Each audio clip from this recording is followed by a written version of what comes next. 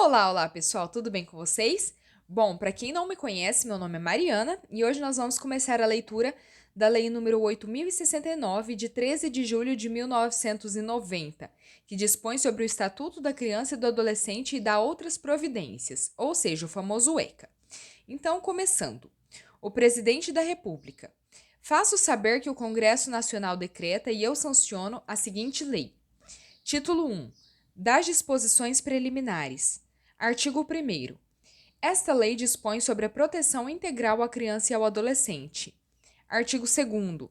Considera-se criança, para os efeitos desta lei, a pessoa até 12 anos de idade incompletos e adolescente aquela entre 12 e 18 anos de idade.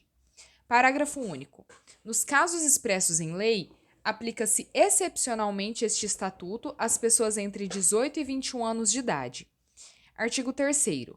A criança e o adolescente gozam de todos os direitos fundamentais inerentes à pessoa humana, sem prejuízo da proteção integral de que trata esta lei, assegurando-se-lhes, por lei ou por outros meios, todas as oportunidades e facilidades, a fim de lhes facultar o desenvolvimento físico, mental, moral, espiritual e social, em condições de liberdade e de dignidade. Parágrafo único. Os direitos enunciados nesta lei aplicam-se a todas as crianças e adolescentes, sem discriminação de nascimento, situação familiar, idade, sexo, raça, etnia ou cor, religião ou crença, deficiência, condição pessoal de desenvolvimento e aprendizagem, condição econômica, ambiente social, região e local de moradia ou outra condição que diferencie as pessoas, as famílias ou a comunidade em que vivem. Artigo 4º.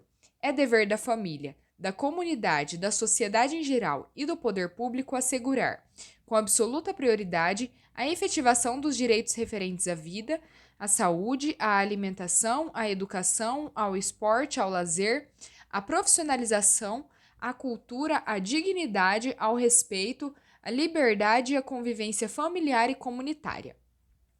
Parágrafo único. A garantia de prioridade compreende: a linha A. Primazia de receber proteção e socorro em quaisquer circunstâncias. A linha B. Precedência de atendimento nos serviços públicos ou de relevância pública. A linha C. Preferência na formulação e na execução das políticas sociais públicas. A linha D. Destinação privilegiada de recursos públicos nas áreas relacionadas com a proteção à infância e à juventude. Artigo 5º. Nenhuma criança ou adolescente será objeto de qualquer forma de negligência, discriminação, exploração, violência, crueldade e opressão, punido na forma da lei qualquer atentado, por ação ou omissão, aos seus direitos fundamentais. Artigo 6º. Na interpretação desta lei, levar-se-ão em conta os fins sociais a que ela se dirige, as exigências do bem comum, os direitos e deveres individuais e coletivos e a condição peculiar da criança e do adolescente como pessoas em desenvolvimento. Título 2. Dos direitos fundamentais. Capítulo 1. Do direito à vida e à saúde. Artigo 7º.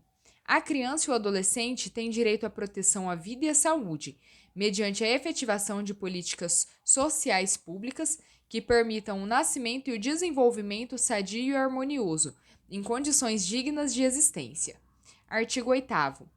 É assegurado a todas as mulheres o acesso aos programas e às políticas de saúde da mulher e de planejamento reprodutivo e, às gestantes, nutrição adequada, atenção humanizada à gravidez, ao parto e ao puerpério, e atendimento pré-natal, perinatal e pós-natal, integral no âmbito do Sistema Único de Saúde. Parágrafo 1º. O atendimento pré-natal será realizado por profissionais da atenção primária. Parágrafo 2º. Os profissionais de saúde de referência da gestante garantirão sua vinculação, no último trimestre da gestação, ao estabelecimento em que será realizado o parto, garantido o direito de opção da mulher. Parágrafo 3º. Os serviços de saúde onde o parto for realizado assegurarão às mulheres e aos seus filhos recém-nascidos alta hospitalar responsável e contrarreferência na atenção primária, bem como o acesso a outros serviços e a grupos de apoio à amamentação. Parágrafo 4º. Incumbe ao poder público proporcionar assistência psicológica à gestante e à mãe, no período pré e pós-natal, inclusive como forma de prevenir ou minorar as consequências do estado puerperal. Parágrafo 5º. A assistência referida no parágrafo 4º deste artigo deverá ser prestada também a gestantes e mães que manifestem interesse em entregar seus filhos para adoção, bem como a gestantes e mães que se encontrem em situação de privação de liberdade. Parágrafo 6º. A gestante e a parturiente têm direito a um acompanhante de sua preferência durante o período do pré-natal, do trabalho de parto e do pós-parto imediato. Parágrafo 7º.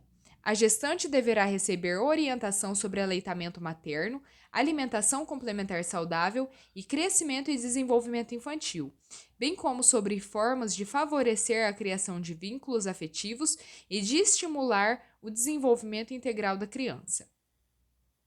Parágrafo 8º.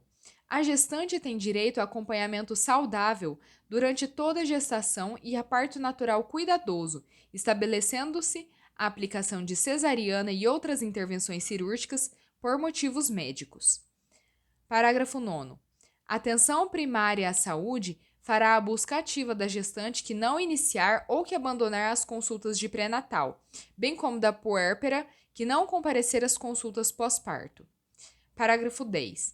Incumbe ao poder público garantir à gestante e à mulher com filho na primeira infância que se encontrem sob custódia em unidade de privação de liberdade, ambiência que atenda às normas sanitárias e assistenciais do Sistema Único de Saúde para o acolhimento do filho, em articulação com o sistema de ensino competente, visando ao desenvolvimento integral da criança.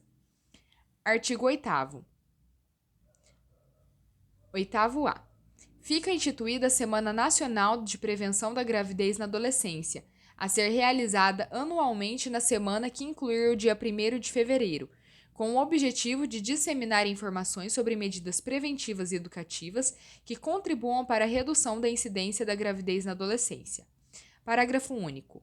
As ações destinadas a efetivar o disposto no caput deste artigo ficarão a cargo do poder público, em conjunto com organizações da sociedade civil, e serão dirigidas prioritariamente ao público adolescente. Artigo 9º.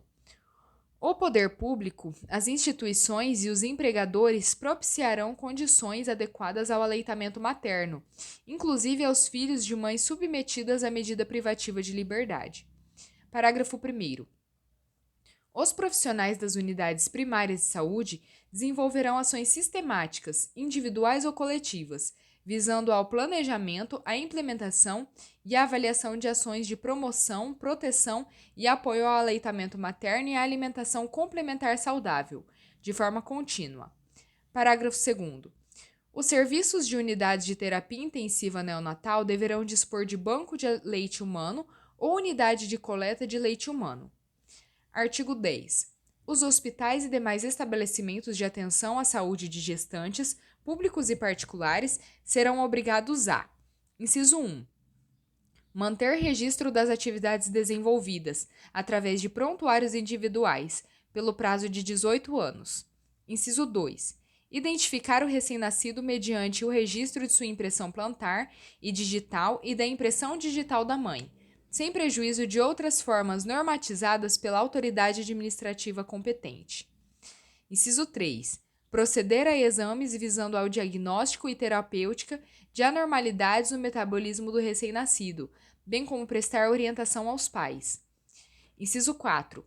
Fornecer declaração de nascimento onde constem necessariamente as intercorrências do parto e do desenvolvimento do neonato. Inciso 5. Manter alojamento conjunto, possibilitando ao neonato a permanência junto à mãe. Inciso 6. Acompanhar a prática do processo de amamentação, prestando orientações quanto à técnica adequada, enquanto a mãe permanecer na unidade hospitalar, utilizando o corpo técnico já existente. Artigo 11. É assegurado acesso integral às linhas de cuidado voltadas à saúde da criança e do adolescente, por intermédio do Sistema Único de Saúde, observado o princípio da equidade no acesso a ações e serviços para promoção, proteção e recuperação da saúde. Parágrafo 1º. A criança e o adolescente com deficiência serão atendidos, sem discriminação ou segregação em suas necessidades gerais de saúde e específicas de habilitação e reabilitação. Parágrafo 2º. Incumbe ao poder público fornecer gratuitamente, àqueles que necessitarem, medicamentos, órteses, próteses e outras tecnologias assistivas relativas ao tratamento, habilitação ou reabilitação para crianças e adolescentes, de acordo com as linhas de cuidado voltadas às suas necessidades específicas. Parágrafo 3º.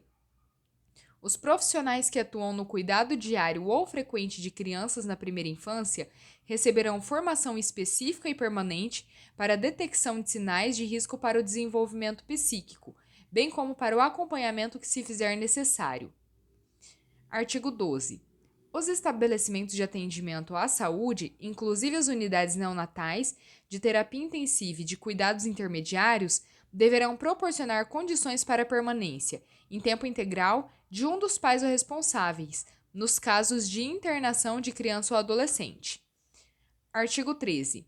Os casos de suspeita ou confirmação de castigo físico, de tratamento cruel ou degradante e de maus tratos contra criança ou adolescente serão obrigatoriamente comunicados ao Conselho Tutelar da respectiva localidade, sem prejuízo de outras providências legais. Parágrafo 1º. As gestantes ou mães que manifestem interesse em entregar seus filhos para adoção serão obrigatoriamente encaminhadas, sem constrangimento, à Justiça da Infância e da Juventude. Parágrafo 2º.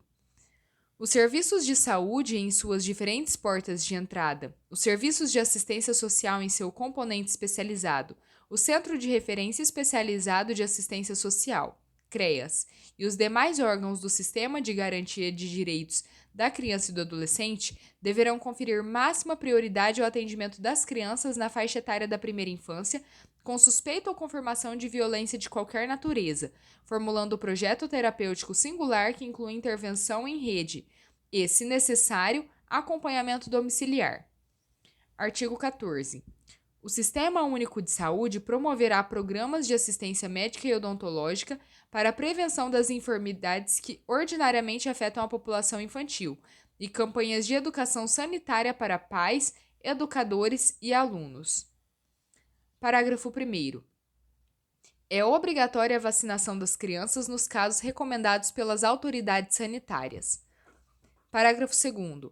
O Sistema Único de Saúde promoverá a atenção à saúde bucal das crianças e das gestantes, de forma transversal, integral e intersetorial, com as demais linhas de cuidado direcionadas à mulher e à criança. Parágrafo 3º.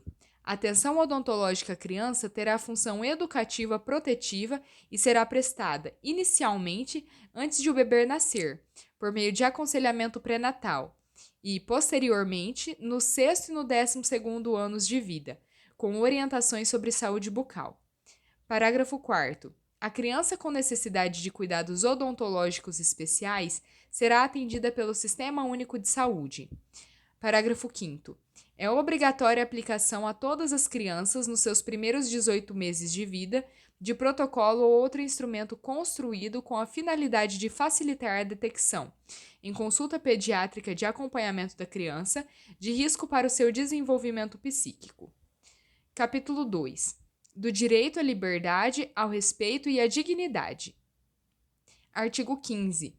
A criança e o adolescente têm direito à liberdade, ao respeito e à dignidade como pessoas humanas em processo de desenvolvimento e como sujeitos de direitos civis, humanos e sociais garantidos na Constituição e nas leis. Artigo 16. O direito à liberdade compreende os seguintes aspectos. Inciso 1. Ir, vir e estar nos logradouros públicos e espaços comunitários, ressalvadas as restrições legais. Inciso 2. Opinião e expressão. Inciso 3. Crença e culto religioso. Inciso 4. Brincar, praticar esportes e divertir-se. Inciso 5. Participar da vida familiar e comunitária, sem discriminação. Inciso 6. Participar da vida política, na forma da lei. Inciso 7. Buscar refúgio, auxílio e orientação. Artigo 17. O direito ao respeito consiste na inviolabilidade da integridade física, psíquica e moral da criança e do adolescente, abrangendo a preservação da imagem, da identidade, da autonomia, dos valores, ideias e crenças, dos espaços e objetos pessoais. Artigo 18. É dever de todos velar pela dignidade da criança e do adolescente, pondo-os a salvo de qualquer tratamento desumano, violento, aterrorizante, vexatório ou constrangedor. Artigo 18-A. A criança e o adolescente têm o direito de ser educados e cuidados sem o uso de castigo físico ou de tratamento cruel ou degradante, como formas de correção, disciplina, educação ou qualquer outro pretexto, pelos pais, pelos integrantes da família ampliada, pelos responsáveis, pelos agentes públicos executores de medidas socioeducativas ou por qualquer pessoa encarregada de cuidar deles, tratá-los, educá-los ou protegê-los. Parágrafo único.